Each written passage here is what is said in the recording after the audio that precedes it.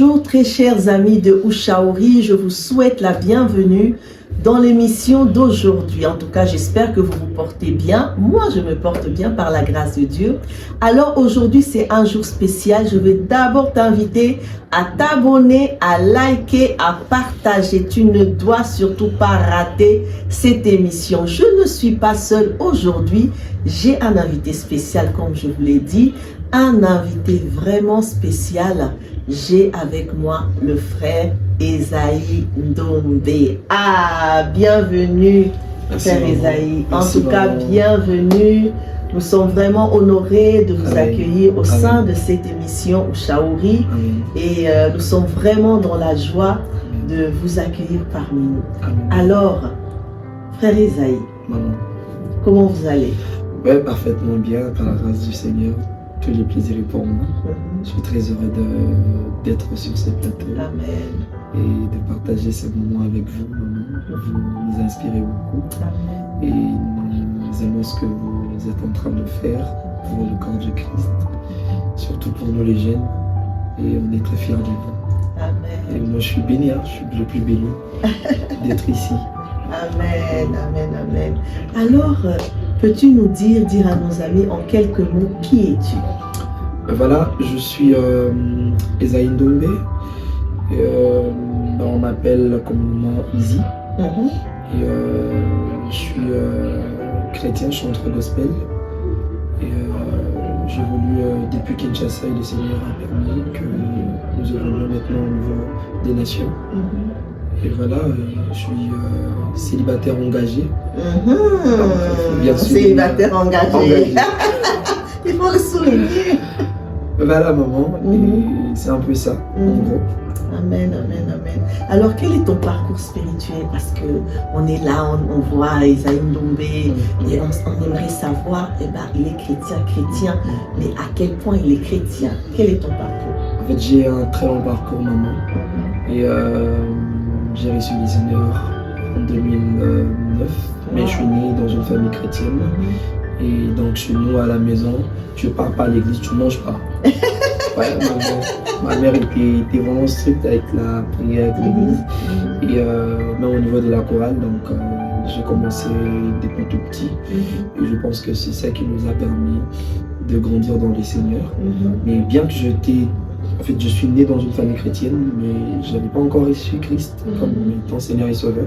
C'est en 2009 que j'ai reçu Christ et par la grâce du Seigneur dans la direction de chant. Et plus tard, en fait, j'ai commencé dans l'école de dimanche, communion d'enfants et tout, je chantais déjà. Et puis en grandissant, voilà, plus tard, 2016, comme ça, j'ai rencontré Papa Mike, que je salue en passant, Pasteur Mike.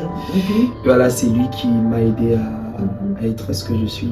Dieu l'a utilisé pour me forger encore. Et voilà. Là, à peu près quel âge? Là, quand je croisais Papa Mike, j'étais à mes 23. Ouais, 23. Et grâce à lui, il m'a vraiment encadré.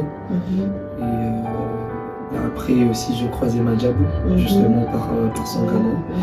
Et par la grâce du Seigneur, avec Madjabou, c'est mon label qui m'est produit actuellement. Et par la grâce de Dieu, nous avons déjà réalisé un album, Assurance.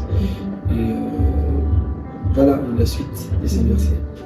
Étant jeune à 23 ans, tu chantais déjà, tu étais dans le ministère et tout, chrétien, mais comment tu as su que c'est maintenant que tu dois vraiment te lancer devant le public? Merci, pasteur. En fait, à 23 ans, c'est en fait c'est quand j'ai commencé, en fait, quand j'ai débuté le monde professionnel de musique. Mais moi, je sers le Seigneur depuis tout petit. Donc en 2009, j'ai reçu Christ comme étant Seigneur et Sauveur. Mais j'étais déjà à l'écodine.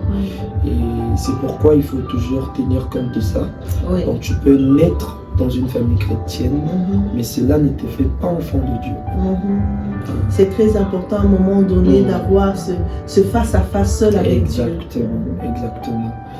Et c'est comme ça, c'est en 2009, lors d'une vision que j'ai faite. Et le Seigneur m'a parlé, je l'ai reçu, c'était à 2h, gloire à Dieu. Mon oncle, et c'est un pasteur. Et quand on l'a su que c'est le moment, il m'a même demandé, as-tu déjà reçu Christ comme Seigneur et Sauveur? Pas encore. Et c'est là que j'ai reçu Christ comme étant Seigneur et Sauveur. Et plus tard, quand je croisais Papa Mike, c'est en 2016 que je commençais le monde professionnel. Waouh. Pour un jeune, c'est vraiment quelque chose de waouh, de grand. Vraiment... Comment as-tu su gérer tout ça? C'est pas facile, maman, c'est pas facile. Il faut d'abord avoir une bonne base. Ah oui. Beaucoup cherchent à sortir, beaucoup cherchent à aller plus loin, mais j'oublie la base. Il faut avoir une très bonne base. Quand tu es dans une bonne école, puis ça commence depuis la maison. Et pour ceux qui ont eu la grâce d'avoir de parents chrétiens, une famille chrétienne, gloire à Dieu, il y a aussi d'autres qui n'ont pas reçu de grâce, mais plus tard, ils ont reçu de mentors, de coachs, de pasteurs. Donc, avant de sortir, avant d'aller, il faut d'abord avoir une base. La Bible est en train de dire, quand la fondation n'est pas bonne, peu importe la beauté de la maison va tomber à tout moment. Donc, on doit avoir la base. La base, c'est d'abord passer du temps dans la présence du Seigneur, apprendre à écouter les Seigneurs. C'est comme le jeune Samuel aussi. Et Samuel était déjà dans la maison du Seigneur. Il dormait même près de l'arche. Mais il ne savait pas distinguer c'est quoi la voix de Dieu. Et donc c'est important d'avoir une base, de chercher à connaître Dieu, suivre les enseignements avant de sortir. Et moi, je crois, les choses qui m'ont aidé, c'est la base que j'ai eue. Et avec mon père spirituel, c'était compliqué avec lui. Avec lui, c'est la crainte ou rien. Ok. Il était même prêt à taper, à te frapper si dans le temps, conneries de gauche à droite, tu seras fouetté. Vraiment, la discipline spirituelle. Voilà, la discipline spirituelle. Moi, je n'ai pas même eu le temps de la jeunesse, passer du temps avec les jeunes, aller de gauche à droite, boîte de nuit, prendre telle chose, telle... Non, je n'ai pas eu. Je ne dirais pas cette opportunité, mais j'ai pas eu en fait ces temps-là. Et le Seigneur m'a pris dès mon bas âge et m'a enseigné la consécration. J'ai grandi dans cette voie et je crois c'est ça qui m'a aidé à tenir.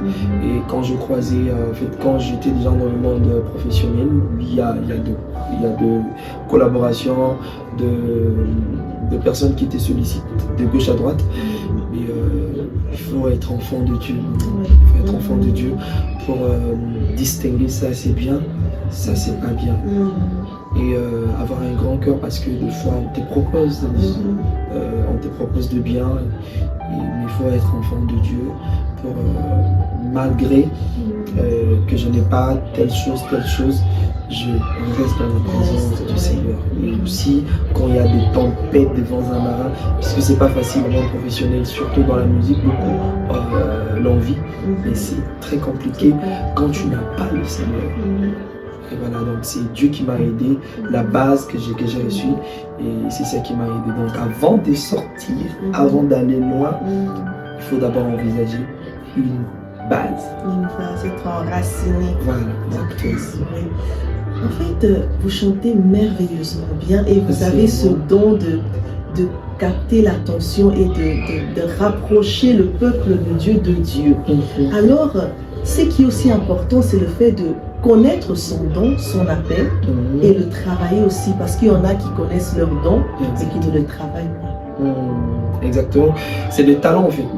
Donc, nous avons un parabole comme ça où Christ nous parlait par rapport aux talents et tout.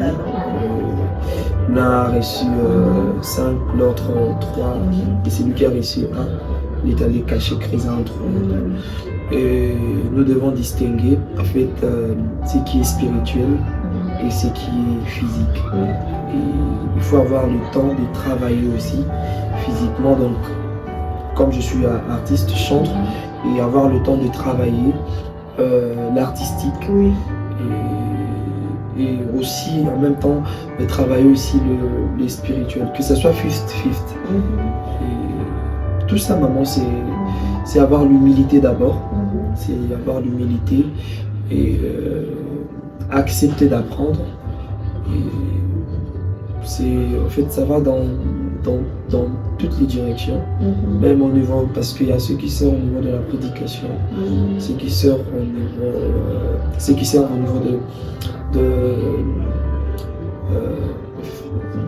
de médias. Dans l'église, nous avons plusieurs directions.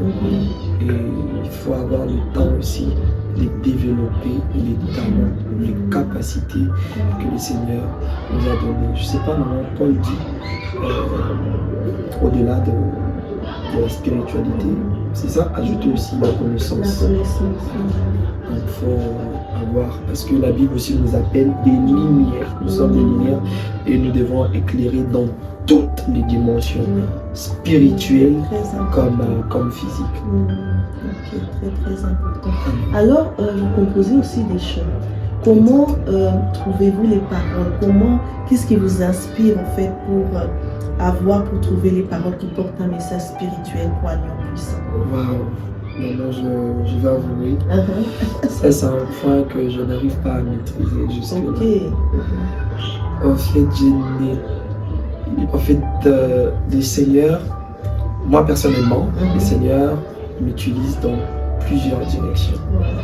Il y a des chants que nous recevons pendant nos séances de répétition, pendant que vous êtes en train de prier, parce que il y a ceux-là qui savent, en fait, qui pensent que quand ils écrivent par leur propre doigt de chant, c'est que cette inspiration-là vient par eux-mêmes. Or, le Seigneur peut passer par l'intelligence. Il t'oriente dans une direction où il t'oriente par l'intelligence. Tu écris un chant. Le Seigneur peut aussi lui-même donner. Tout, il donne tout, en même temps il donne les paroles, il donne la mélodie, tu te retrouves comme ça en train de chanter, tu te réveilles des fois, moi ça m'arrive souvent, et je me réveille comme ça avec un chant, avec qu'une mélodie. Quand j'avance vers un instrumentiste, je lui donne tout, la mélodie, les partitions, voilà donc. Et aussi maman, le Seigneur aussi peut passer par, en fait ça nous arrive aussi. J'ai une mélodie mais j'ai pas de parole. Et le Seigneur passe par exemple par vos pasteurs. Et Isaïe, écoute, j'ai reçu quelques paroles, je pense que tu dois mettre ça dans une chanson. Et quand je reçois ces paroles, automatiquement l'Esprit m'impose de les mettre dans une mélodie que j'ai reçue.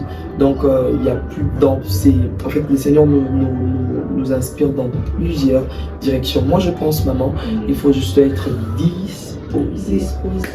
disposé parce que Dieu peut t'inspirer pendant que tu es dans le travail, pendant que tu es au travail, pendant que tu es en cuisine, d'autres même en douche, pendant que tu es dans un profond sommeil. Le Seigneur peut t'utiliser.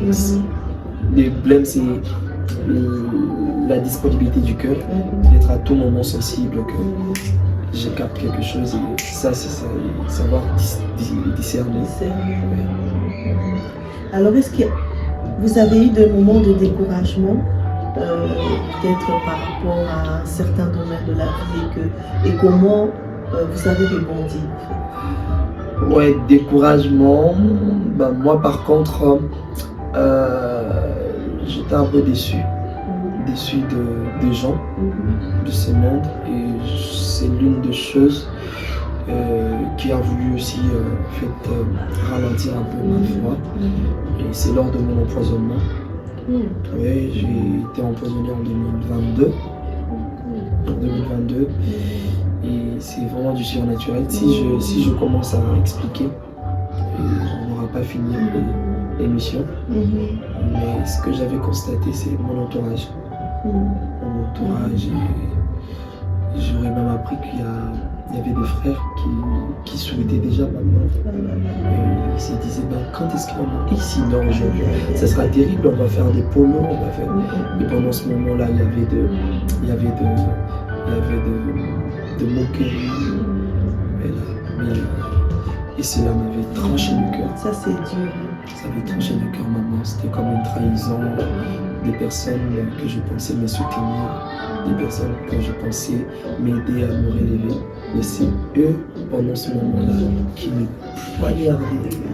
C'est-à-dire, malgré la douleur, malgré les difficultés, parce que c'était un empoisonnement de 3e niveau. Donc je pouvais pleurer de 9h à 4h du matin. Une douleur intense, même quand je dors, tu as mal. Et je suis arrivé à mon point de demander la mort. Ouais, moi je demandais la mort. Seigneur, prends-moi. Je vais aller, je vais quitter ce monde. Je ne supporte plus. Et pendant ce moment-là, où j'ai traversé déjà mon Dieu, j'entendais encore avec des preuves, des gens de mon entourage. C'est en ce moment-là que mon cœur était découragé. Et grâce à Dieu, comme c'est lui qui sonde le cœur et le rein, c'est lui qui sait combler le vide, c'est lui qui sait bander le blé, qui sait finir les cicatrices. Et il a fait ce travail, il m'a renouvelé et il m'a restauré. Et voilà, aujourd'hui ce que je suis, aujourd'hui c'est grâce à Dieu. Il m'a appris encore récemment dans Matthieu, c'est dans Matthieu 5, où le Seigneur nous demande d'aimer nos ennemis. Ah, ça c'est une parole, on lit, mais le vivre, c'est dur. C'est dur, maman, c'est dur. C'est dur, parce que quand la Bible fait mention à ça, en fait, il parle beaucoup plus de nos ennemis, donc quelqu'un de proche. Oui. Il est très facile de pardonner la personne qui est loin de toi, et que tu ne connais pas, mais quelqu'un à qui tu vis avec, d'autres même ont aidé les gens à se relever, d'autres même ont scolarisé, après la même personne qui t'a fait du mal, qui t'a trahi. Ah non, ça détruit le cœur. Maintenant la Bible nous demande de les aimer. Parce qu'avant de pardonner, il faut aimer. Il faut aimer. Dommage, aujourd'hui, les gens pardonnent sans l'amour. C'est ça, on ne peut parler du pardon sans l'amour. Et avant de pardonner, rassure-toi d'abord d'aimer. Oui. D'autres même disent, je le pardonne, mais je ne l'aime pas, il reste loin de moi. Oui, pas importe de rester loin de toi, mais l'amour. L'amour, c'est la base et c'est le travail que le Seigneur a fait. Il m'a relevé et dans Matthieu 5, il m'a dit, il m'a montré, même, en fait, il m'a dit, c'est dans Matthieu 5, même quand quelqu'un te fait du mal, il faut aller vers lui demander pardon. Ça se fait. Quelqu'un qui t'a fait du mal, mais le Seigneur te dit d'aller lui demander pardon. Donc d'aimer nos ennemis, à combien plus forte raison nos frères, parce que des fois nous avons de petits soucis justement. Et il faut pardonner, il faut aimer. Et le travail là du cœur, c'est le Seigneur qui le fait. Mais il faut aussi être disposé de l'aimer davantage. Et le Seigneur va t'aider. Il y a même un tas de mes pasteurs, maman, il y a très longtemps, papa Freddy, Margot que je salue en passant, papa Freddy me demandait si tu ressens de la haine vis-à-vis de la personne qui est en face de toi, de ta soeur, bien tu l'aimes pas vraiment, il faut prier pour ton cœur. Oui. Commence à prier pour ton cœur. Seigneur, pourquoi je l'aime pas? Pourquoi je l'aime? Parce qu'il est créé à l'image de Dieu. Il faut aimer. Il faut aimer. La Bible va plus loin. Aimer vos ennemis. Et je pense que c'est ça. C'est l'une des choses qui m'a réconforté. Le Seigneur m'a aidé à voir les choses autrement. Aujourd'hui, je suis très fort. Et moi, tu me fais du mal, je t'aime. C'est ça. Et voilà. Et c'est vrai, comme on dit, le pardon est une puissance qui libère. Exactement. Et quand tu pardonnes pas, eh ben, t'as pas Dieu ne sait pas t'utiliser pour continuer. Donc ça bloque quelque part. Ça c'est fort, ça c'est fort, ça c'est fort. En tout cas, que Dieu te réconforte et te restaure. Amen. Totalement. Surtout maman, j'aimerais insister là-dessus, surtout pour les enfants de Dieu, ceux qui sont au service. En fait, le Seigneur ne peut pas t'utiliser si tu n'as pas le cœur du marbre. Nous qui cherchons la puissance, l'impact, mais rancuniers. Nous cherchons l'impact, mais rancuniers. Les insultes de gauche à droite, les calomnies. Le Seigneur ne peut jamais marcher avec, le Seigneur ne peut jamais t'utiliser. Donc avant d'abord d'envisager ces choses-là, il faut d'abord commencer à soigner ton cœur, que tu sois vrai avec Dieu, mais également avec les autres. Avec les autres. Recherchons la paix avec tous. Amen. Voilà. Dernière question. As-tu quelques conseils pratiques à donner aux jeunes, comme toi, artistes qui voudraient aussi porter un message de foi à travers leur musique? Ok, merci beaucoup maman.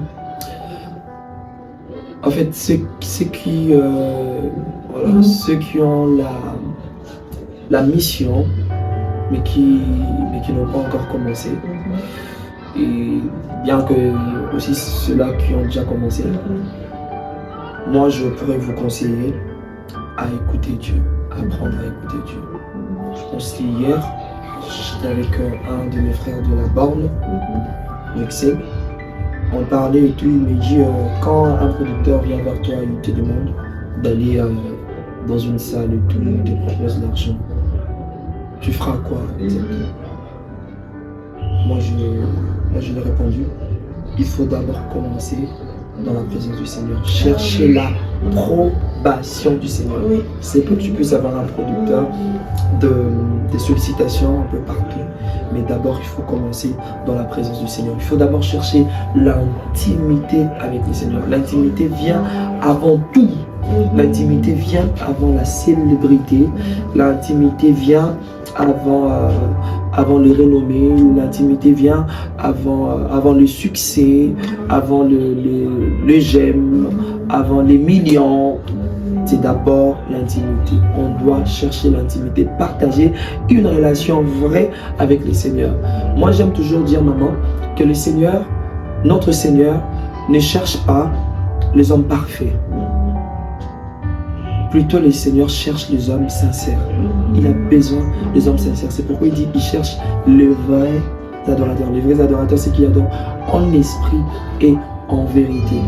Et il faut d'abord chercher l'intimité avec le Seigneur avant d'aller, avant de monter. Il y a même un homme de Dieu qui a chanté au niveau du Congo. Il dit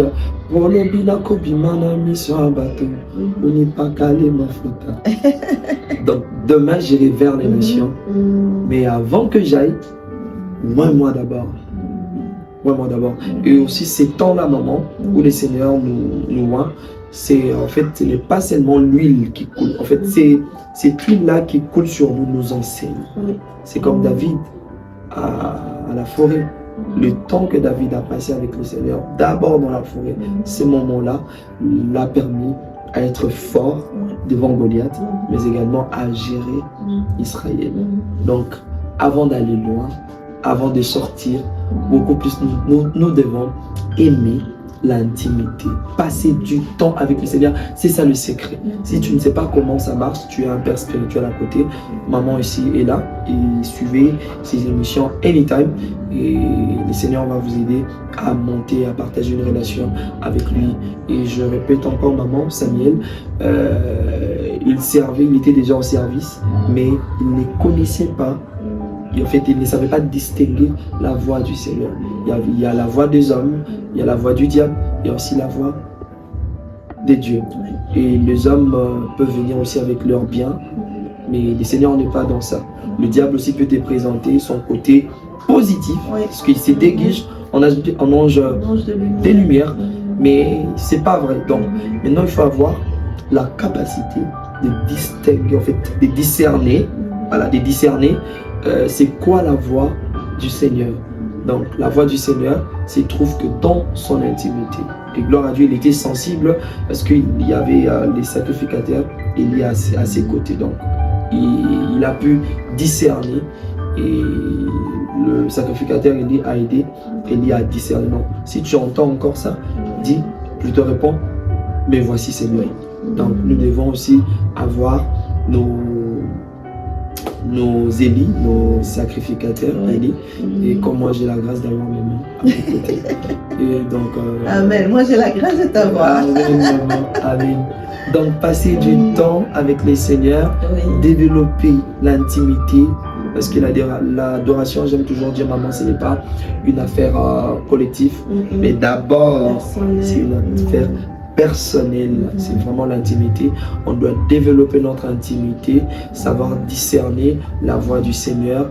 Et le Seigneur nous parle dans plusieurs directions. Le Seigneur nous enseigne dans plusieurs directions. Que le Seigneur vous aide à développer cela et de vous garder dans sa présence. Amen, amen. En tout cas, merci beaucoup. Je vous en prie, on va prier. Amen. On va prier pour ces jeunes, la génération de maintenant qui entre dans le domaine de la musique chrétienne ou qui aspire vraiment que le Seigneur les garde, que le Seigneur les inspire, que le Seigneur les aide vraiment à marcher selon sa volonté, à l'écoute de sa voix et vraiment obéissant à l'appel que Dieu leur lance. Élevons nos voix et prions. Seigneur, nous sommes dans une génération perdue, nous sommes dans une génération remplie de futilités, nous sommes dans une génération où les gens courent vers des choses qui sont partielles. Seigneur, nous voici devant toi, Père, en train de te recommander, Seigneur, cette génération qui aspire à te servir, à te suivre, à demeurer dans ta présence. Je prie au Père que tu nous gardes dans ta présence. Garde-nous dans ta présence, malgré les vases malgré le challenge de la vie, malgré, Seigneur, le présent, au Père, aide-nous, Père, à demeurer dans ta présence et à t'écouter, à développer ce que tu as posé en nous et à obéir à ta voix. Au nom de Jésus, il est écrit dans ta parole que le Saint-Esprit sonne le cœur et le rame également la profondeur de Dieu. Nous te demandons, Père, de nous orienter, Seigneur, vers le ciel, de nous orienter vers le Père. Cher Saint-Esprit, garde-nous dans la présence du Père, inspire-nous et ce que le Père veut, ce que le Père attend de nous. Aide-nous à marcher correctement, aide-nous à chercher le Père, aide-nous à t'aimer encore davantage. Merci Seigneur, merci Père. Au nom de Jésus. Amen, amen, amen. Encore merci. Merci beaucoup. C'est à moi de vous dire merci. Père Esaïe, que Dieu vous bénisse abondamment. Amen. En tout cas, merci beaucoup. Et j'espère que ce n'est pas la dernière. Non, à la prochaine. À la prochaine. C'est la maison. Voilà, amen. Merci à vous d'avoir suivi cette émission d'aujourd'hui qui s'intitule La Voix de Lumière. Voix de Lumière. Voilà. En tout cas, partagez. J'espère que ça fera du bien. On espère que ça fera toujours du bien à quelqu'un qui est dans le besoin d'écouter ces paroles. Que Dieu vous bénisse et moi je vous dis à la fois prochaine. Bye bye.